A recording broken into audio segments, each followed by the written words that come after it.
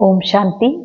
ಇಂದಿನ ಮುರಳಿ ದಿನಾಂಕ 23 ಜನವರಿ 2026. मुरली महावाक्यಗಳು. मीठे बच्चे, तुम्हारे मुख से सदैव ज्ञान रत्न निकलने चाहिए. तुम्हारा मुखड़ा सदैव हर्षित रहना चाहिए.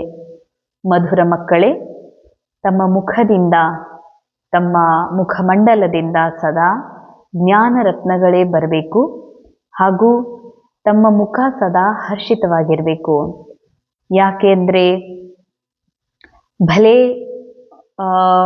ಪಾತ್ರದಲ್ಲಿ ದುಃಖನೇ ಇರಲಿ, ಪಾತ್ರದಲ್ಲಿ ಚಿಂತೆನೇ ಇರಲಿ, ಡ್ರಾಮಾನುಸಾರ, ಆದರೆ ಬಾಬಾ ಹೇಳ್ತಾರೆ, ನಾ ಆತ್ಮ ಅನ್ನುವಂಥ ಸ್ಮೃತಿ ಇದ್ದರೆ ಆ ದುಃಖವೂ ಕೂಡ ಹರ್ಷಿತದಲ್ಲಿ ಪರಿವರ್ತನೆ ಆಗ್ತದೆ.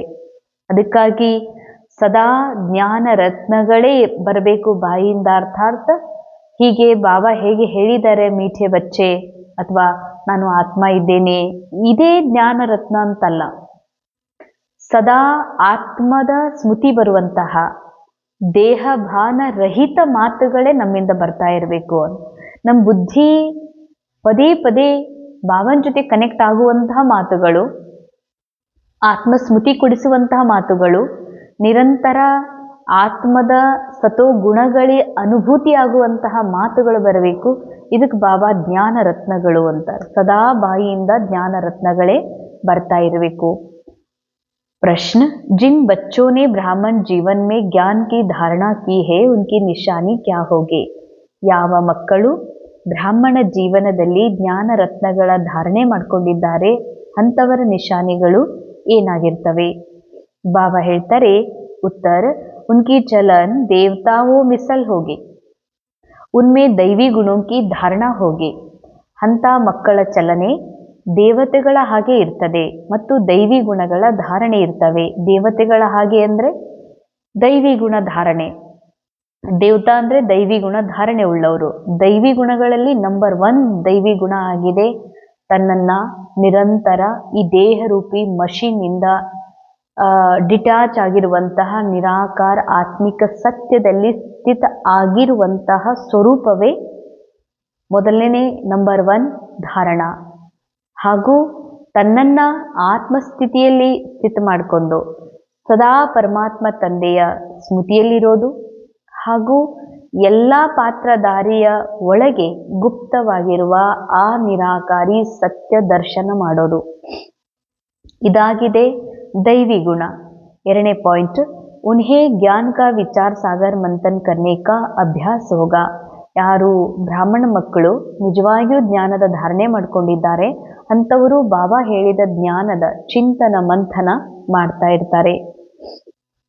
वे कभी भी असुरी बातों का अर्थात खिचड़े का मंथन नहीं करेंगे. ಅವರು ಅಸುರಿ ಮಾತುಗಳ ಅಥವಾ ಕೊಳಕಿನ ಮಂಥನ ಮಾಡೋದಿಲ್ಲ. ಹೇಗೆ ಮೊಸರಿನ ಮಂಥನ ಮಾಡಲಾಗ್ತದ, ಮೊಸರನ್ನ ಕಟೇಲಾಗ್ತದೆ, ಆಗ ಮಜ್ಜಿಗೆನೂ ಸಿಗ್ತದ, ಅದರಲ್ಲಿ ಬೆಣ್ಣೆನೂ ಸಿಗ್ತದೆ. ಹಾಗೆ ಡ್ರಾಮಾದ ಮಾತುಗಳ ಚಿಂತನೆ ಮಾಡೋದು ಅಂತಂದರೆ ಪಾತ್ರಕ್ಕೆ ಸಂಬಂಧಪಟ್ಟಂತಹ ಈ ಜಗತ್ತಿನಲ್ಲಿ ಕಾಣುವ ದೃಶ್ಯಗಳ ಚಿಂತನೆ ಮಾಡೋದು ಅಂತಂದ್ರೆ ಅದು ಕೆಸರು ಕಟ್ಟದಂತೆ. ಆದರೆ ಡ್ರಾಮಾದಿಂದ ಪರೆಯಾಗಿರುವ ಆತ್ಮದ ಸತ್ಯ ಯಾವುದು, ಆತ್ಮದ ಸತೋ ಗುಣಗಳಿವೆ, ಅವುಗಳ ಚಿಂತನ ಮಂಥನ ಮಾಡೋದ್ರಿಂದ ನಿಜವಾಗಿಯೂ ಜ್ಞಾನರೂಪಿ ಬೆಣ್ಣೆ ಸಿಗ್ತದೆ. ಮೂರನೇದು, ಉನ್ಕೆ ಜೀವನ್ ಸೆ ಗಾಲಿ ದೇನಾ ಗ್ಲಾನಿ ಕರ್ನಾ ಬಂದ್ ಹೋ ಜಾತಾ ಹೇ. ಅಂಡರ್ಲೈನ್, ಅವರ ಜೀವನದಿಂದ ಬೈಯುವಂಥದ್ದು ಮತ್ತೆ ಬೈಯುವುದ್ರ ಉದ್ದೇಶ. ಈಗ ಮಕ್ಕಳಿಗೆ ಹಾಗಂತೂ ಬೈಯುವುದ್ರ ಉದ್ದೇಶ ಇತ್ತೀಚೆಗೆ ಯಾವುದೇ ಒಂದು ವಿಷಯವನ್ನು ಸ್ವಲ್ಪ ಧ್ವನಿ ಎತ್ತರಿಸಿ ಅಥವಾ ಜೋರಾಗಿ ಹೇಳಿದರೆ, ಪದೇ ಪದೇ ಹೇಳಿದ್ರೂ ಬೈಯುವುದಂತಲೇ ಆಗ್ಬಿಟ್ಟಿದೆ. ಮಾಯಾ ಆ ರೀತಿ ಮೆಂಟಲ್ ಸೆಟಲ್ಮೆಂಟ್ ಮಾಡಿದೆ. ಆದರೆ ಉದ್ದೇಶಪೂರ್ವಕವಾಗಿ ಇನ್ನೊಬ್ಬರನ್ನ ನಿಂದನೆ ರೂಪದೊಳಗೆ ಬೈಲಾಗ್ತದಲ್ಲ, ಇಂಥ ಬೈಯುವಂತಹ ಅಭ್ಯಾಸ ಆ ಬ್ರಾಹ್ಮಣ ಮಕ್ಕಳಲ್ಲಿ ಇರೋದಿಲ್ಲ. ಅವರು ಯಾರಿಗೂ ಕೂಡ ಉದ್ದೇಶಪೂರ್ವಕವಾಗಿ ನಿಂದನೆಯನ್ನ ಮಾಡೋದಿಲ್ಲ. ಫೋರ್ತ್, ಉನ್ಕಾ ಮುಖಡ ಸದಾ ಹರ್ಷಿತ್ ರೆಹತಾ ಹೇ. ಅವರ ಮುಖವು ಸದಾ ಹರ್ಷಿತ್ ಅರ್ಥಾತ್ ಆತ್ಮಸ್ಥಿತಿಯಲ್ಲಿ ಸ್ಥಿತ ಆಗಿರುವಂತಹ ಸ್ಥಿತಿ ಅವ್ರದ್ದಾಗಿರ್ತದೆ. ಮುರಳಿಯ ಮುಖ್ಯ ಸಾರ ಮೊದಲೇದು, अपने हर्षित मुख मुखड़े से बाबा का नाम बाला करना है. ಹರ್ಷಿತ ಮುಖ ಅರ್ಥಾತ್ ಸದಾ ಮುಖದೊಳಗೆ ಇರುವಂತಹ ಪಂಚೇಂದ್ರಿಯಗಳ ಒಂದು ಪೂರ್ಣ ಆತ್ಮ ಕಡೆಗೆ ಸ್ಥಿತ ಮಾಡಿಕೊಂಡು ತನ್ನ ನಿರಾಕಾರಿ ಸತ್ಯದಲ್ಲಿ ಇರೋದೇ ಹರ್ಷಿತ ಮುಖ. ಹರ್ಷಿತ ಮುಖದ ಮೂಲಕ ತಂದೆ ಹೆಸರನ್ನ ಪ್ರಸಿದ್ಧ ಮಾಡ್ರಿ. ಜ್ಞಾನ ರತ್ನಿಹಿ ಸುನನೆ ಸುನಾನೆ ಹೇ. ಸದಾ ಆತ್ಮಸ್ಥಿತಿ ಹೆಚ್ಚಾಗುವಂತಹ ಆತ್ಮಿಕ ಅವಸ್ಥಾ ಹೆಚ್ಚಾಗುವಂತಹ ಮಾತುಗಳನ್ನೇ ಮಾತಾಡ್ರಿ ಮತ್ತು ಅವುಗಳನ್ನೇ ಕೇಳ್ರಿ. ಗಲೆ ಮೇ ಜ್ಞಾನ ರತ್ನೋಂಕಿ ಮಾಲಾ ಪಡಿ ರಹೆ. ತಮ್ಮ ಕೊರಳೊಳಗ ಜ್ಞಾನ ರತ್ನಗಳ ಮಾಲೆ ಹಾಕಿಕೊಂಡಿರಬೇಕು. ಅಸುರಿ ಅವಗುಣೋಂಕೋ ನಿಕಾಲ್ ದೇನಾ ಹೇ. ಅಸುರಿ ಅವಗುಣಗಳನ್ನ ತೆಗೆದು ಹಾಕಬೇಕಾಗಿದೆ. ಸರ್ವಿಸ್ ಮೇ ಕಭಿ ಥಕನಾ ನಹಿ ಹೇ. ಉಮ್ಮೀದ್ ರಖ್ ಶೌಕ್ ಸೇ ಸರ್ವಿಸ್ ಕರ್ನಿ ಹೇ. ವಿಚಾರ ಸಾಗರ್ ಮಂಥನ್ ಕರ್ ಉಲ್ಲಾಸ್ ಮೇ ರೇನಾ ಹೇ. ಬಾಬಾ ಹೇಳ್ತಾರೆ, ಸರ್ವಿಸ್ನಲ್ಲಿ ಎಂದಿಗೂ ಸುಸ್ತಾಗಬೇಡ್ರಿ. ಯಾಕೆ ಅಂದರೆ ಬಾಬಾ ಯಾವ ಮುಖ್ಯ ಸರ್ವಿಸ್ ಹೇಳಿದಾರ ಅದರಲ್ಲಿ ಸುಸ್ತಾಗೋ ಮಾತೇ ಇಲ್ಲ. ಇನ್ನು ದೇವಹಾನದಲ್ಲಿ ಸಿಕ್ಕಾಕೊಂಡು ಏನಾದರೂ ಸೇವೆ ಮಾಡ್ತದಂದ್ರೆ ಅಲ್ಲಿ ಜರೂರ್ ಸುಸ್ತಾಗ್ತದ. ಎಷ್ಟರೇ ಮಾಡಬೇಕು, ಏನದಂತ ಮಾಡಬೇಕು ಅಂತ. ಆದರೆ ಬಾಬಾ ಹೇಳುವುದು ಯಾವುದು ಅಥಕ್ ಸೇವಾ ಹೇಳ್ತಿದ್ದಾರೆ, ಅದು ನಿರಾಕಾರಿ ಆತ್ಮಸ್ಥಿತಿಯಲ್ಲಿ ಸ್ಥಿತ ಆಗೋದು. ಸ್ಥಿತ ಆಗುವುದೇ ಒಂದು ದೊಡ್ಡ ಸೇವಾ. ಇದೇ ಬೇಹದ್ ಸೇವಾ, ಇದೇ ವಿಶಾಲ್ ಸೇವಾ ಆಗಿದೆ. ಅದಕ್ಕಾಗಿ ಸೇವೆಯಲ್ಲೆಂದು ಸುಸ್ತು ಆಗಬೇಡ್ರಿ. ಉಮೀದ್ ರಖ್ ಶೌಕ್ ಸೆ ಸರ್ವಿಸ್ ಕರ್ನಿ ಹೇ. ವಿಚಾರ ಸಾಗರ್ ಮಂಥನ್ ಕರ್ ಉಲ್ಲಾಸ್ ಮೇ ರೇನಾ ಹೇ. ಬಹಳ ಭರವಸೆಯಿಂದ ಪ್ರೇಮದಿಂದ ನಶೆಯಿಂದ ಸೇವೆಯನ್ನ ಮಾಡ್ರಿ. ವಿಚಾರ ಸಾಗರ ಮಂಥನ ಮಾಡಿ ಉಲ್ಲಾಸದಲ್ಲಿರುವಂತಹ ಒಂದು ಸ್ಥಿತಿ ತಮ್ಮದು ಮಾಡಿಕೊಡ್ರಿ. वरदान कन्फ्यूजन होने के बजाय लूज कनेक्शन को ठीक करने वाले ಸಮಸ್ಯಾ ಮುಕ್ತ ಭವ. ಕನ್ಫ್ಯೂಷನ್ ಆಗುವ ಬದಲಾಗಿ ಲೂಸ್ ಕನೆಕ್ಷನ್ ಅನ್ನ ಸರಿ ಮಾಡಿಕೊಳ್ಳುವಂತಹ ಸಮಸ್ಯಾ ಮುಕ್ತರು ಆಗ್ರಿ. ಸಭಿ ಸಮಸ್ಯಾओं का मूल कारण ಕನೆಕ್ಷನ್ ಲೂಸ್ ಹೋನಾ ಹೈ. ಎಲ್ಲ ಸಮಸ್ಯೆಗಳಿಗೆ ಅಂದರೆ ಡ್ರಾಮಾದಲ್ಲಿ ಆ್ಯಕ್ಟಿಂಗ್ ಒಳಗೆ ಏನಾದರೂ ಸಮಸ್ಯೆ ಇದೆಯತ್ತಂದ್ರೆ ಅದು ಆ್ಯಕ್ಟಿಂಗ್. ಆ ಆ್ಯಕ್ಟಿಂಗಲ್ಲಿ ಇರುವಂಥ ಸಮಸ್ಯೆ ನನ್ನ ರಿಯಲ್ ಸಮಸ್ಯೆ ಅನ್ನಿಸೋದತ್ತಂದ್ರೆ ಕನೆಕ್ಷನ್ ಲೂಸ್ ಇದೆ. ಯಾವ ಕನೆಕ್ಷನ್? ಮನಸ್ಸಿನ ಕನೆಕ್ಷನ್ ಆತ್ಮದ ಜೊತೆಗೆ ಲೂಸ್ ಇದೆ. ಮನಸ್ಸಿನ ಕನೆಕ್ಷನ್ ಪರಮಾತ್ಮ ತಂದೆ ಜೊತೆಗೆ ಲೂಸ್ ಆಗಿದೆ. ಮನಸ್ಸಿನ ಕನೆಕ್ಷನ್ ಜ್ಞಾನದ ಜೊತೆಗೆ ಲೂಸ್ ಇದೆ. ಅದಕ್ಕೆ ಡ್ರಾಮಾದೊಳಗ ಪಾತ್ರದೊಳಗಿರುವಂತಹ ಸಮಸ್ಯೆಗಳು ರಿಯಲ್ ಸಮಸ್ಯೆ ಅಂತ ಅನುಭವ ಆಗ್ತವೆ. सिर्फ कनेक्शन को ठीक कर दो तो सर्व शक्तियां आपके आगे घूमेंगी. ಕೇವಲ ತಮ್ಮ ಕನೆಕ್ಷನ್ ಅನ್ನ ಸರಿ ಮಾಡಿಕೊಂಡಾಗ ಸರ್ವ ಶಕ್ತಿಗಳು ತಮ್ಮ ಎದುರಿನಲ್ಲಿ ಸುತ್ತುತ್ತವೆ. यदि कनेक्शन जोड़ने में 1-2 मिनट लग भी जाते हैं तो हिम्मत हारकर कंफ्यूज न हो जाओ. ಕನೆಕ್ಷನ್ ಜೋಡುದ್ರಲ್ಲಿ ಸ್ವಲ್ಪ ಸಮಯ ಹಿಡಿತದಂದ್ರೆ ಧೈರ್ಯ ಕಳ್ಕೊಳ್ಬೇಡ್ರಿ. ಇದೇನಾಯ್ತು, ಇದೇನ್ ಅಂತ ಇದ್ದಾರಾ, ಇದೇನ್ ನಡೀತಾ ಇದೆ, ಇದು ಹೆಂಗಪ್ಪ ಮಾಡೋದು ಅಂತ ಕನ್ಫ್ಯೂಸ್ ಆಗಬೇಡ್ರಿ. ನಿಶ್ಚಯಕ್ಕೆ ಫೌಂಡೇಶನ್ ಕೋ ಹಿಲಾವೋ ನಹಿ. ಯಾವುದು ನಿಶ್ಚಯ ಇದೆಯಲ್ಲ, ನಾ ನಿರಾಕಾರ ಆತ್ಮ, ಅಲುಗಾಡದ ಮತ್ತು ಏಕರಸವಾಗಿರುವಂತಹ ಸ್ಥಿರವಾಗಿರುವಂತಹ ಆತ್ಮ ಇದೀನ ತಂದಮೇಲೆ ಆ ಸತ್ಯ ಅನುಭವ ಆಗುವವರೆಗೂ ಯಾವ ವಿಷಯದಲ್ಲೂ ಗಾಬರಿ ಆಗಬೇಡ್ರಿ, ಅಲಗಾಡಬೇಡ್ರಿ. मैं बाबा का, बाबा मेरा, इस आधार से फाउंडेशन को पक्का करो तो समस्या मुक्त बन जाएंगे.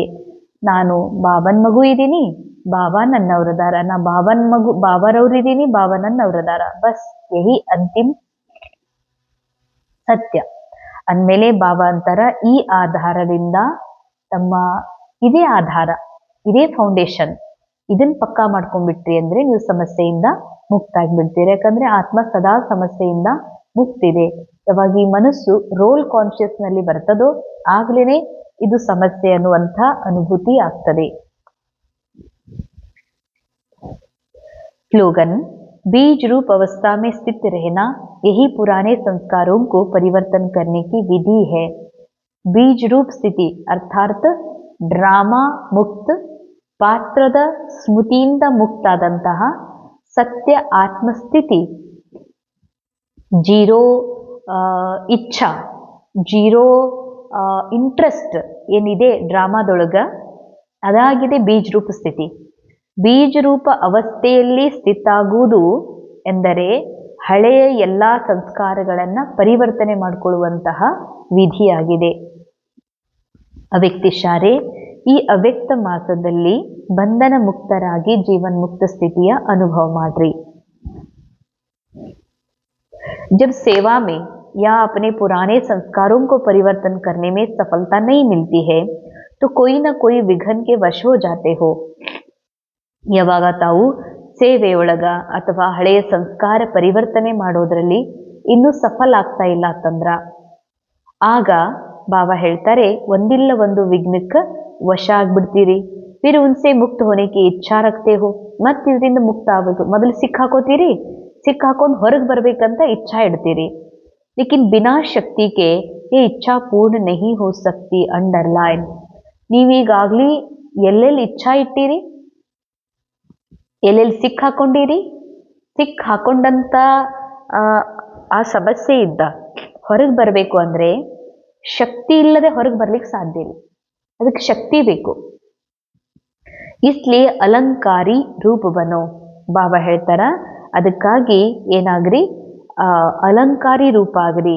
ಶಕ್ತಿ ರೂಪ ಧಾರಣ ಕರೋ ತೋ ಬಂಧನ್ ಮುಕ್ತ ಬನ್ ಜಾಯೆಂಗೆ. ಅಲಂಕಾರಿ ರೂಪ ಅಂದರೆ ಯಾವುದು ವಿಷ್ಣು ರೂಪ ಆಗಿದೆ, ಯಾವುದು ಶ್ರೀ ಲಕ್ಷ್ಮೀ ರೂಪ ಆಗಿದೆ. ಲಕ್ಷ್ಮೀ ರೂಪ ಅರ್ಥಾತ್ ಸ್ಥೂಲ ಹಾಗೂ ಸೂಕ್ಷ್ಮ ಎಲ್ಲ ಸಂಪತ್ತಿನ ಒಡತಿ. ನಾ ಆತ್ಮ ಏನಿದ್ದೀನಿ ಸರ್ವ ಸಂಪತ್ತಿನ ಮಾಲೀಕಿದೆ. ನನ್ನಲ್ಲಿ ಎಲ್ಲವೂ ಇದೆ. ನನಗೆ ಈ ಜಗತ್ತಿನಲ್ಲಿ ಯಾವ ವಸ್ತು ವ್ಯಕ್ತಿಯ ಅವಶ್ಯಕತೆ ಇಲ್ಲ ನನ್ನ ಭರ್ಪೂರತೆ ಅನುಭವ ಮಾಡಲಿಕ್ಕೆ. ನಾರಾಯಣ್ ಅಲಂಕಾರಧಾರಿ ಅರ್ಥಾತ್ ನಾನು ಆತ್ಮ ಇರೋದ್ರಿಂದ, ನಾ ಸಂಪನ್ನ ಇರೋದ್ರಿಂದ, ನಾ ಅವಿನಾಶಿ ಇರೋದ್ರಿಂದ ನನಗೆ ಈ ನಿಶ್ಚಯ ಇರುವ ಕಾರಣ ನಾನು ನಿಶ್ಚಿಂತಿದ್ದೀನಿ. ನನಗೆ ಯಾರಾದರೂ ಏನಾದರೂ ಮಾಡ್ಯಾರು, ನಾ ಆತ್ಮನಿಗೆ ಏನಾದರೂ ಆಗಿತ್ತು, ಕಳೆದಿತ್ತು, ಬಂದಿತ್ತು, ಭಯನೇ ಇಲ್ಲ, ನಾನು ನಿಶ್ಚಿಂತಿದ್ದೀನಿ. ನಿಶ್ಚಿಂತಿದ್ದೀನಿ ಅಂತಂದ್ಮೇಲೆ ಇದೇ ಅಲಂಕಾರಧಾರಿ. ಈ ಸರ್ವಶಕ್ತಿ ಸ್ವರೂಪ ಧಾರಣೆ ಮಾಡಿಕೊಂಡಾಗ್ಲೇನೆ ನೀವು ಬಂಧನ ಮುಕ್ತರಾಗಲಿಕ್ಕೆ ಸಾಧ್ಯವಿದೆ. ಅನುಭವ ಮಾಡೋಣ. ನಾನು ಆತ್ಮ ಸರ್ವ ಬಂಧನಗಳಿಂದ ಸದಾ ಮುಕ್ತವಾಗಿದ್ದೇನೆ. ಏನೆಲ್ಲ ಸಮಸ್ಯೆಗಳಿವೆ, ಕಷ್ಟಗಳೆನಿಸುತ್ತಿವೆ, ಅವು ಕೇವಲ ಪಾತ್ರದಲ್ಲಿವೆ. ನಾನು ಆತ್ಮ ಪಾತ್ರದಿಂದಲೂ ಸಮಸ್ಯೆಗಳಿಂದಲೂ ಪರೆಯಾಗಿರುವ ನಿರಾಕಾರಿ ಸತ್ಯವಾಗಿದ್ದೇನೆ.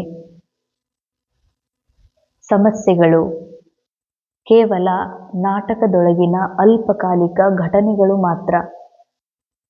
ನಾನು ಸಮಸ್ಯಾ ಮುಕ್ತ ಸದಾ ಬಿಂದು ಬೀಜ ರೂಪವಾಗಿದ್ದೇನೆ.